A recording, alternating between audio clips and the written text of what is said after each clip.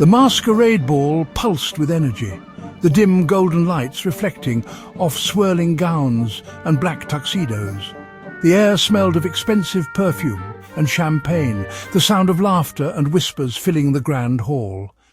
Lena Whitmore adjusted her black lace mask, smoothing the sleek crimson gown that clung to her curves. She had no intention of being here tonight until the invitation arrived, slipped under her apartment door, unsigned. Come to the Masquerade, midnight, the East Wing balcony. A shiver ran down her spine. It was bold, dangerous and tempting. She'd been receiving anonymous notes for weeks, each one more intimate than the last. Someone was watching her, learning her secrets. And yet instead of fear, an undeniable thrill coursed through her. The clock struck midnight. Her heels clicked softly as she stepped onto the East Wing balcony, the cool night air kissing her bare shoulders. A figure stood in the shadows, tall and commanding, dressed in a black suit and a dark mask that obscured most of his face. You came?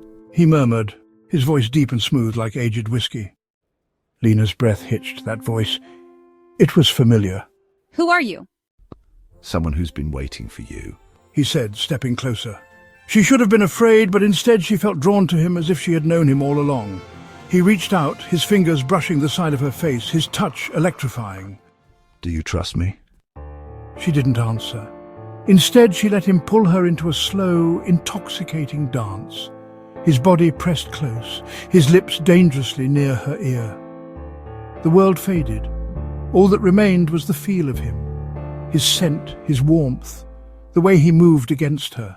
Close your eyes. Then, just as quickly as it began, he whispered, "Close your eyes," and she did. The blindfold slipped over her eyes, darkness swallowing her. She felt his hands skim down her arms, his lips teasing the sensitive skin of her neck. Every touch ignited something inside her, something wild and forbidden. How does he know me so well? Then she felt it, the faintest touch of a scar on his hand, one she had traced 100 times before. Her breath caught. No, it couldn't be. She ripped off the blindfold, stepping back in shock. He removed his mask, revealing the face she hadn't seen in over a year. Alec? She whispered. The man who had disappeared, the man she thought was dead, the man who had once been her fiancé. Lena, I had no choice. You left me. You let me believe you were dead. To protect you. Anger and longing warred within her. She wanted to run, to scream, but she also wanted to fall into his arms, to drown in the love they once shared. Someone tried to kill me that night, and they're still watching you. A chill ran down her spine. This isn't just about us, Lena. Someone at this party doesn't want you to leave alive. The music played on inside, but out here, danger lurked in the shadows. And now, standing in front of the man she once loved, she had to decide. Could she trust him again? Because the real game was just beginning.